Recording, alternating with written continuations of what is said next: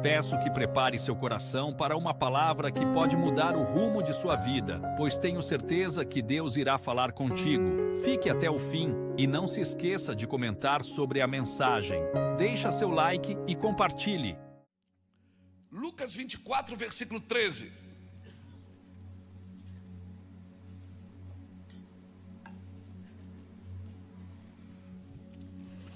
Diz assim: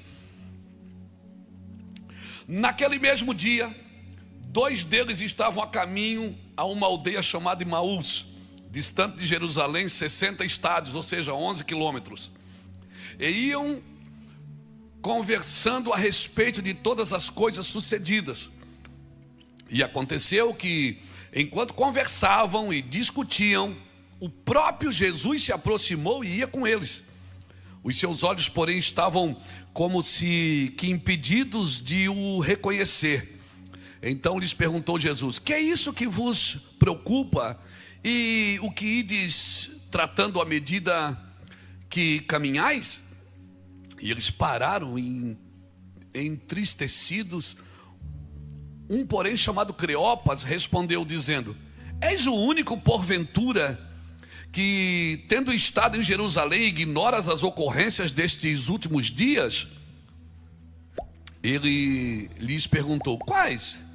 E explicaram o que aconteceu a Jesus, o Nazareno, que era varão, profeta, poderoso em obras e palavras, diante de Deus e diante de todo o povo. E como os principais sacerdotes e as nossas autoridades o entregaram para ser condenado à morte e crucificaram. Ora, nós esperávamos que fosse ele quem havia de redimir a Israel. Mas depois de tudo isso, é já este o terceiro dia desde que tais coisas sucederam.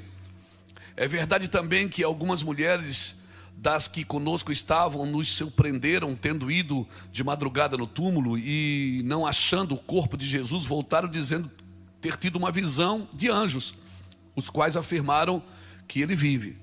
De fato, alguns dos nossos foram ao sepulcro e verificaram a exatidão do que disseram as mulheres, mas não o viram.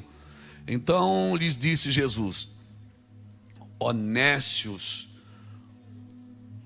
e tardos de coração para crer em tudo o que os profetas disseram. Nécios, traduzindo segundo na linguagem peixerês de Itajaí, é tolo.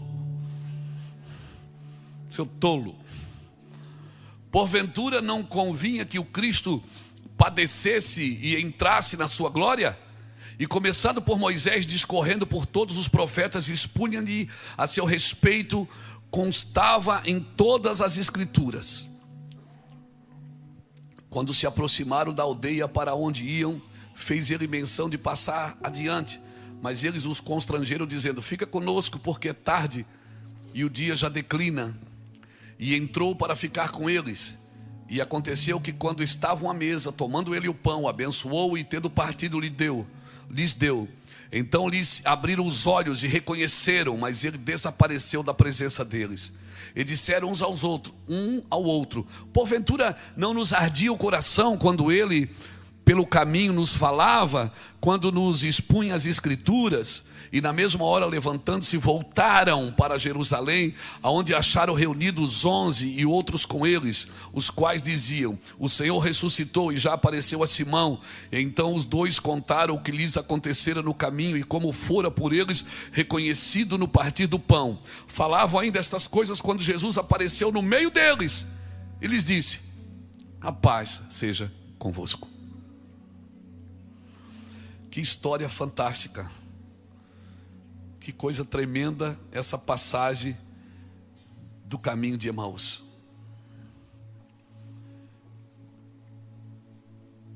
Eu estava hoje meditando um pouquinho sobre a passagem do caminho de Emaús, os dois discípulos. E há uma linha teológica que acredita que esses dois discípulos eram um casal. Não sei se é, mas se for verdade, faz muito sentido ser um casal. Porque assim como o primeiro casal que, comendo, abriram-se os olhos para o pecado, esse casal comendo abrir os olhos para ver a ressurreição, para ver Jesus. Eu não posso afirmar se era um casal, mas tomara que fosse, porque faz muito sentido. Queridos, o que eu quero dizer é que a obra da cruz, ela não terminou na cruz. Ela, na realidade, ela começou na cruz e ela continua através da igreja. Estava em casa meditando hoje, lendo, estudando, depois do café, e a gente, sabe, fica mergulhado ali nas escrituras, pensando não só como um pregador, mas vendo as coisas se encaixarem uma na outra, das coisas que Jesus fez e falava. E eu posso dizer para você, né, e você julga, que a igreja, para mim, ela não é o ponto principal do que Deus está fazendo. A igreja, para mim, é a ação do que Deus está fazendo, mas não é o ponto principal, porque tem muita gente na igreja que não entende o que Deus está fazendo. A igreja, ela deve ser a ação do que Deus está fazendo. A igreja é a ação do que Deus está fazendo. Porque às vezes a igreja pensa que ela vai dominar tudo, vai conquistar tudo e vai governar tudo. A igreja, ela existe para deixar claro a movimentação de Deus. Porque nós, na realidade, nós estamos preparando tudo para que o rei venha e domine sobre tudo. E entendendo que Cristo não está voltando, não está vindo para salvar a sua igreja, ou para salvar a todos. Ele vem para juntar os salvos e destruir quem está destruindo a terra. É pesado falar isso, mas é isso que a Bíblia relata. O Senhor não está vindo salvar a sua igreja. E se eu não entender a primeira vinda de Cristo, é bem provável que eu não estou esperando a segunda. É bem provável que eu estou na igreja por causa de mim, por causa da minha necessidade, não por causa de Cristo. Então é bem provável que eu possa até usar a primeira vinda para encher minhas cadeiras, mas eu não tenho nenhum preparo para esperar a segunda vinda de Cristo.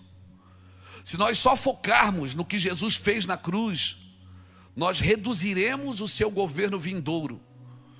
Porque Jesus não está vindo para salvar a sua igreja, Ele está vindo para governar toda a terra com os salvos. Jesus está vindo, por isso que teremos um novo sol, um novo céu e uma nova terra, para quem nasceu de novo. Agora, se eu não tenho nenhuma esperança se eu não entendi a primeira vinda e o propósito dela, eu não tenho nenhuma perspectiva na segunda vinda de Cristo. Porque a obra de Cristo não terminou na cruz, ela começou na cruz. Ah, mas ele disse está consumado. Essa ideia de estar consumado, ele estava dizendo a conta está paga. Mas daqui começa. Então salvação não é o fim das coisas, é o começo delas, irmãos. Salvação é o começo delas, porque Jesus, parece pesado o que eu vou falar, Ele não quer só te salvar. Porque se você acha que Ele quer só te salvar, você não vai trabalhar para salvar também, você não vai trabalhar para mudar a terra, você não vai trabalhar para melhoria. Por isso que eu digo que quem vai prestar conta de tudo que passou pela sua mão, pela sua cabeça, pelo seu coração, é todo mundo, não é só os pastores.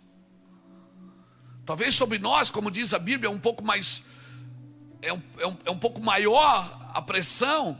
Por quê? Porque por isso que ele diz, não ser de vós muitos mestres, porque sobre vós a cobrança é um pouco maior, né? Mas todos vão ter que prestar conta, irmãos. Todos vão ter que prestar conta. E a obra não terminou na cruz, ela começou na cruz, ela continua através da igreja.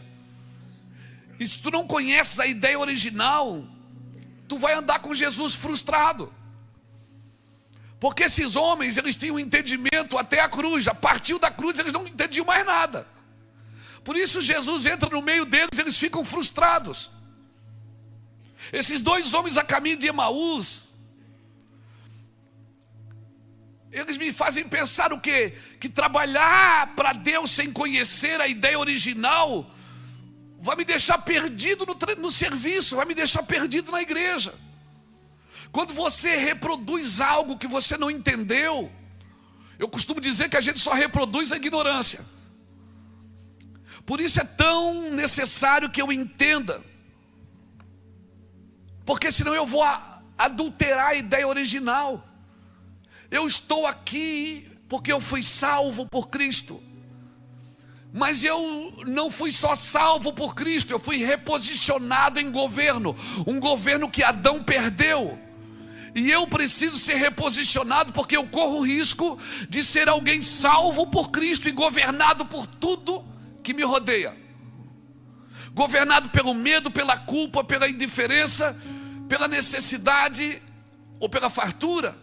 Porque tem gente que é governado pela fartura.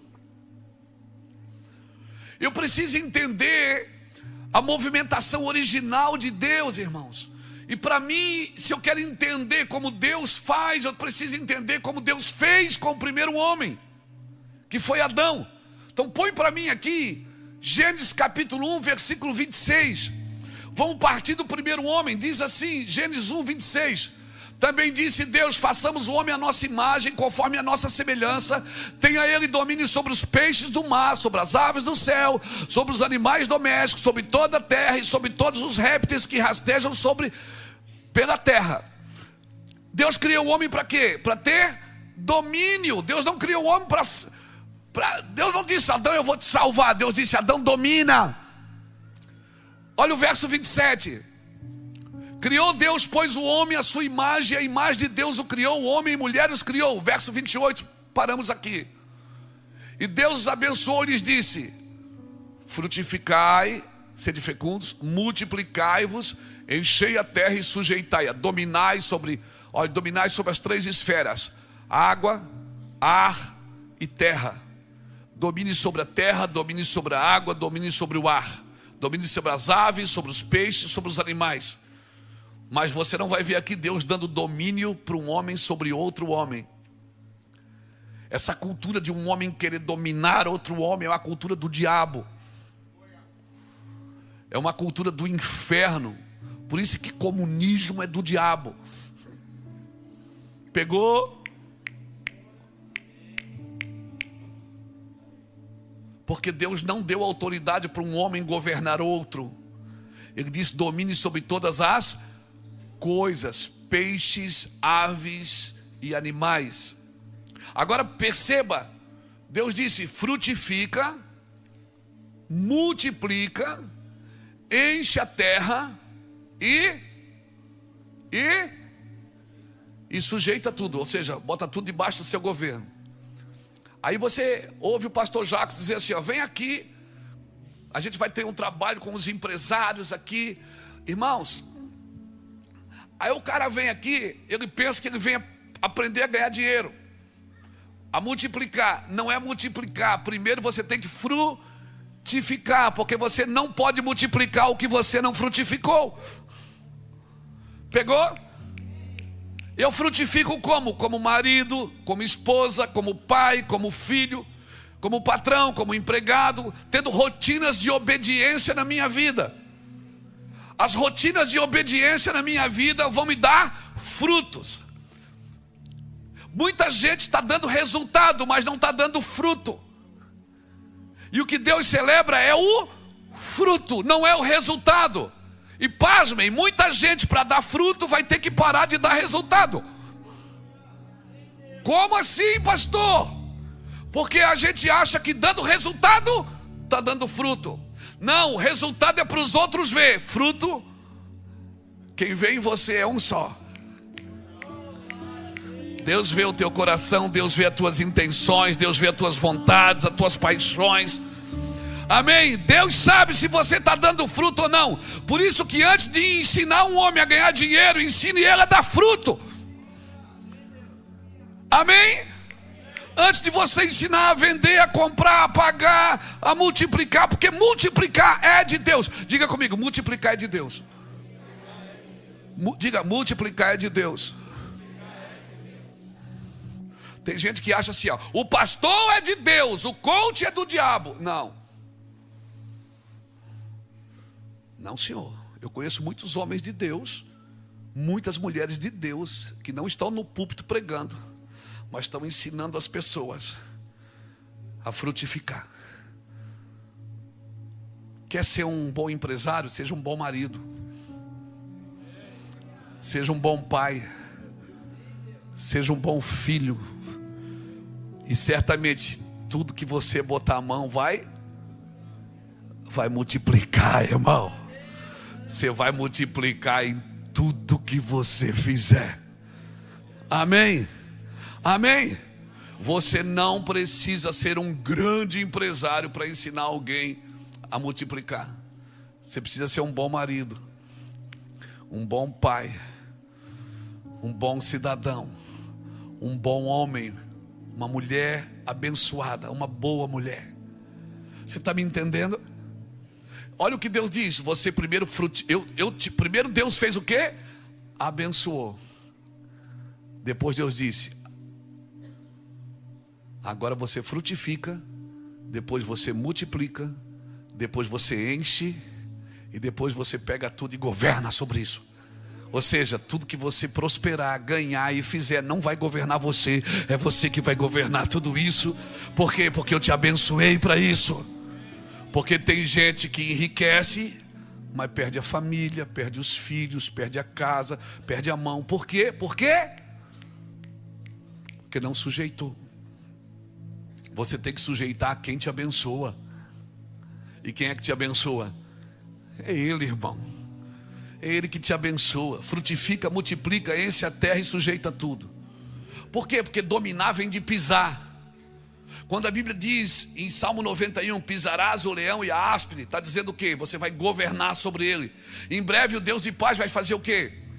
Vai pisar, vai esmagar a cabeça da serpente. Cabeça fala o quê? Do quê? Governo. Pisar fala de domínio. O que é que o Senhor está dizendo para ti? Que Ele tem poder e domínio para pisar a cabeça, o governo do diabo. Aleluia! Sim! Quando você pisa na cabeça,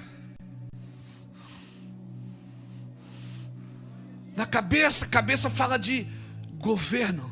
Por isso que o óleo tem que descer primeiro na cabeça, depois sobre a barba. Barba fala de autoridade. Depois sobre as vestes. Vestes fala de santidade. Amém, irmãos? Você está entendendo isso, querido? Mas o que isso tem a ver com a mensagem? Tem a ver, porque senão você pode andar frustrado com Cristo, se você não entender o pós-cruz. Se você não entender o pós-cruz, esses dois homens estavam indo a caminho de Emaús, frustrados, Jesus no meio, e eles cegos e não viram Jesus ali. Irmão, quando Pedro e João declaravam: o reino de Deus está vindo, o reino virá, era uma ameaça para todos os outros reinos. Por que todos os reinos da terra se levantam contra o reino de Deus?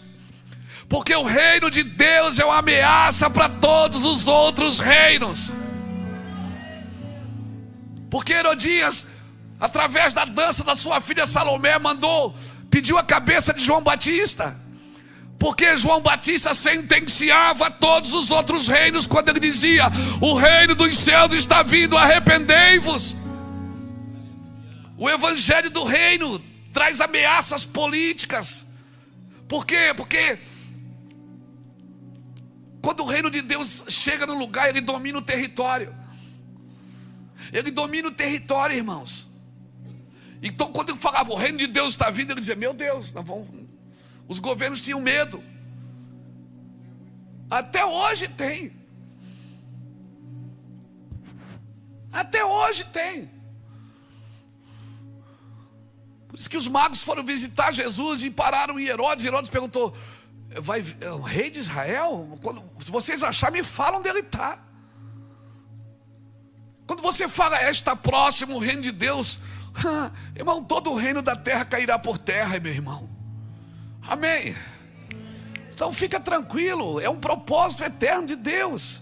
Jesus pregava para os judeus, mas quem é que entendia? Eram os gentios. Os gentios é que vinham e criam no que ele dizia. Ele mandou pregar a casa perdida de Israel. Ou seja, eles criam, mas eles criam de um modo equivocado. Eles não conseguiam compreender domínio. Eles não conseguiam compreender que Jesus não veio salvar os judeus de Roma, ele veio salvar o homem do pecado. E eu preciso entender os movimentos de Deus. Tem um amigo precioso chamado Paulo Borges Júnior. Ele diz que Jesus, para explicar aos discípulos sobre o que ia acontecer na cruz, ele marcou uma mesa, uma ceia. E depois da cruz, os discípulos não entenderam. Por isso estavam com medo. Uns voltaram para Emaús, outros fugiram com medo, outros se trancaram numa casa com medo dos judeus. Jesus, veja bem, Jesus fez uma mesa para explicar a cruz. Ele estava dizendo, agora eu vou morrer, né? Mas vou ressuscitar no terceiro dia. Ele fez uma mesa, lavou o pé de todo mundo, serviu a comida, falou até, indicou quem ia trair. Tudo certo, está tudo arrumado. Mas depois da cruz ninguém entendeu. Aí o que é que ele faz? Ele repete a cruz? Não, ele repete a mesa. Ele repete a mesa para explicar de novo. Para explicar de novo. Ninguém vai entender a cruz se não for para a mesa. Por isso que é importante a ceia. Por isso que é importante a ceia, querido. Nós estamos repetindo. Sabe o que nós estamos repetindo na igreja? A cruz. Nós estamos repetindo a cruz, crucificando pessoas. Nós queremos repetir a cruz. Nós estamos crucificando Cristo de novo, quando nós deveríamos repetir a mesa da comunhão, a mesa do relacionamento. Nós deveríamos criar a mesa e a gente fica criando cruz. Veja bem, Jesus fez uma mesa para explicar a cruz. A cruz eles não entenderam. Jesus repetiu a mesa, ele não repetiu a cruz. A igreja, ela precisa repetir a mesa. Não é a cruz que a igreja precisa repetir. A igreja precisa indicar a cruz. A cruz é ali, mas é a mesa da comunhão. É os pequenos grupos, é em casa, é no partir do pão. É quando estamos juntos, dentro de um propósito, pensando a mesma coisa, todo mundo querendo a mesma coisa, irmãos. Aleluia, isso é a igreja de Cristo. A mesa explica a cruz, a comunhão, o perdão, o serviço. Esses dois homens a caminho de Emaús, eles não entenderam a cruz, mas na mesa, no partir do pão, os seus olhos se abriram. No partir do pão, os seus olhos se abriram. Então eles entenderam a cruz. Por isso não existe igreja só pela internet. Não existe o meu pastor online. Eu preciso ser tocado, eu preciso ser ministrado, eu preciso rasgar meu coração, eu preciso de toque, eu preciso de abraço. Aleluia, alguém está me entendendo aqui? Eu preciso vir para a igreja, eu preciso sentar do lado de gente que eu não gosto. Não diz amém que é perigoso agora. Os dois homens a caminho de Emaús, eles não entenderam a cruz, mas no partir do pão, abriram os olhos dos dois irmãos. Quer abrir os olhos de alguém? Vamos para a igreja. Não, faz uma mesa. Quer ganhar um parente para Jesus? Não arrasta ele para a igreja, faz uma mesa e chama ele, parte o pão com ele.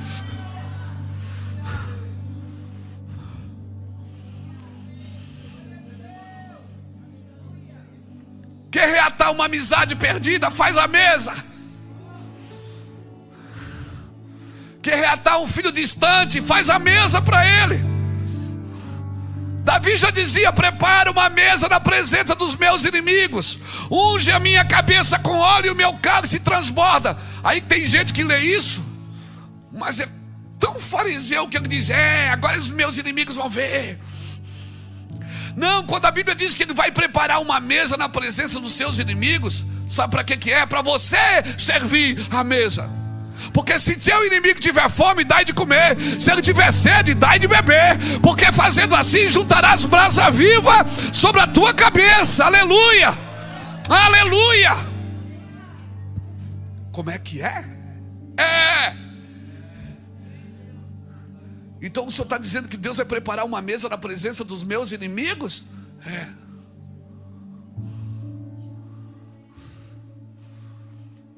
Por quê?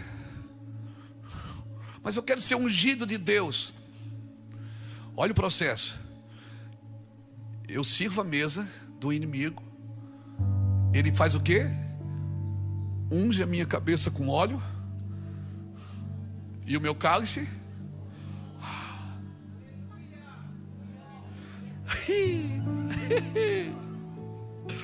Isso é viver na unção. Cálice transbordante é isso, irmão. Sabe o que é cálice transbordante? Deixa eu te explicar. Na época de Jesus, na época da cultura judaica, naquela época, se você fosse convidado por alguém, André está aqui que estuda bastante a cultura judaica, sabe me dizer se isso é verdade ou não. Se você fosse convidado por alguém, eu te convidava para ir na minha casa. Chegava lá, você tirava o sapato, eu lavava seus pés, o servo lavava seu pé, você vinha à mesa. Você não se servia. Eu que fazia sinal para o mestre Sala, ele servia seu cálice. E você bebia. Se o cálice estava vazio, você não pegava e servia. Eu fazia sinal para o mestre Sala, ele servia você. Então você entendia o quê? Que enquanto o seu cálice estava sendo cheio, significava que a festa não tinha terminado. Quando o dono da casa queria terminar a festa, ele não dizia: Jeca, acabou, vamos embora, amanhã tem que acordar cedo. Não, eu não fazia que nem nós fizemos. Ele só fazia sinal para o mestre de sala: chega, não serve mais. O cara tinha bebido, viu que o cálice dele esvaziou, ninguém encheu. O que é que ele entendia? Acabou a festa. Quando a Bíblia diz que o meu cálice transborda, o que é que Deus está me dizendo? Que a festa não acabou. Diga para alguém que está do seu lado: pode tomar mais uma, porque a festa não acabou.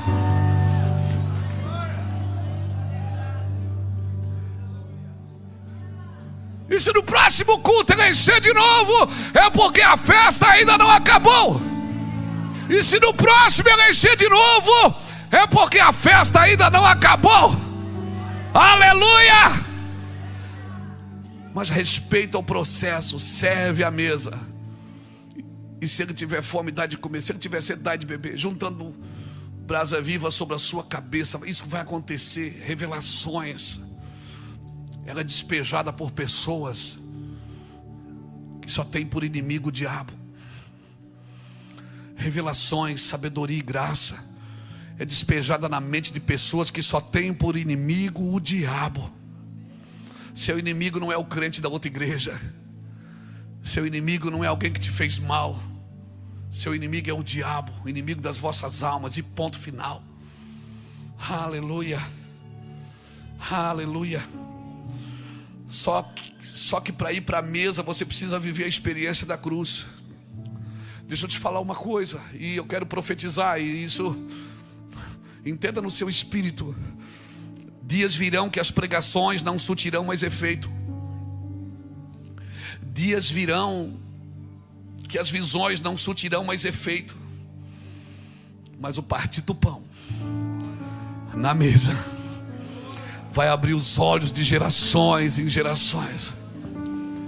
A igreja no mundo, muitas décadas atrás, centenas, milhares de anos atrás, ou centenas de anos atrás, ela já foi impedida de se reunir. Mas eles partiam o pão e a unção nunca parou de correr, o azeite nunca parou. A eternidade ela vai começar com uma mesa. E eu creio que é possível que nestes dias, na mesa, nós teremos novas explicações sobre a eternidade. Não estou dizendo novas doutrinas, eu estou dizendo novos entendimentos. No caminho de Emaús, por que eles saíram da missão, irmãos? Ele estava ali em Jerusalém fascinado com os milagres, fascinado com a multiplicação dos pães, fascinado com tudo que Jesus fazia. Mas eles saíram da missão por não entender o pós-cruz. Cutuca alguém que está do seu lado, diga: não saia da missão porque mudou as circunstâncias. Diga: não saia da missão porque mudou as circunstâncias. Não saia da missão. Não saia da missão porque mudou as circunstâncias. Não saia da missão porque mudou as circunstâncias. As circunstâncias, elas mudam constantemente. Mas não saia da missão. Não fuja do lugar da promessa. Não fuja do lugar da promessa. Deus tem promessas para você ir naquele lugar. Porque Ele ressuscitou no mesmo lugar do martírio. Não saia da missão. Olha, eu vou falar uma coisa. Eu já aprontei algumas vezes as minhas malas para ir embora de Itajaí. Não porque eu não amo essa cidade, não porque eu não quero estar aqui, não porque essa igreja, eu amo essa igreja. Já esbolsei tantas vezes eu ir assim, de ir embora para outra cidade, de ir para outro país. Deus nunca permitiu. Por quê? Porque nós somos peixeiros, irmão. Esse cheiro de bagre. Oh, meu Deus. Eu sou do São Vicente, irmão. Do Promorá. Eu já peguei bicho de pé aqui, piolho. Aleluia. Aleluia. Glória a Deus. Não saia da missão porque mudou as circunstâncias. Por quê, pastor? Porque Jesus vem de uma maneira que nós não estamos esperando. Jesus falou comigo hoje à tarde. Ele disse: eu venho de uma maneira que você não espera, Luiz. Eu venho de uma maneira que você não espera. Irmãos, olha para Cristo, gente. Pastores, olham para Cristo. O Messias vai para a cruz, escandalizando todas as religiões da época. Ele vai para a cruz, ele morre nu na cruz, pregado na cruz, nas portas de Jerusalém, escandalizando todas as religiões da época. Nossos teólogos são incapazes de suportar tudo aquilo que Deus é. Nós estudamos e não suportamos tudo aquilo que Deus é.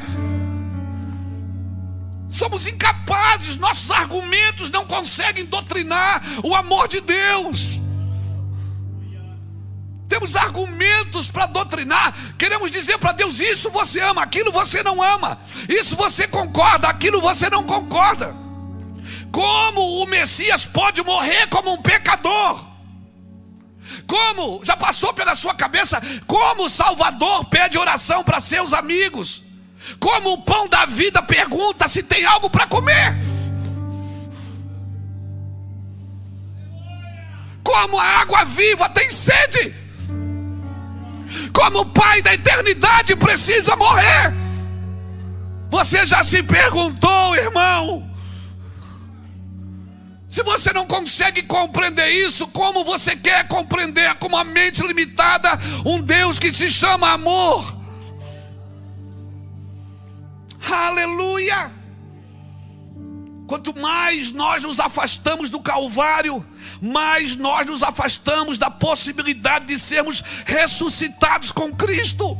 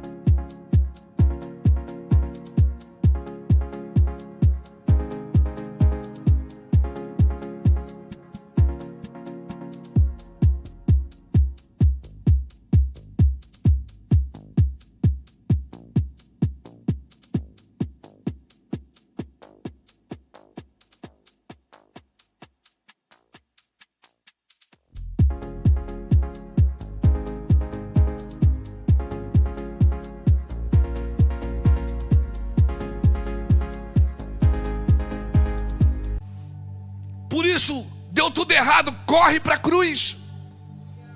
Deu tudo errado, corre para a cruz de novo, e de novo, e de novo, e de novo. Aleluia, alguém está me entendendo aqui? Levante sua mão. Adore o Senhor nesse lugar. A paz do Senhor, meus irmãos. Gostou da mensagem? Deixa seu like e compartilhe. Veja outras pregações que preparei para você. É só clicar no link e Deus o abençoe.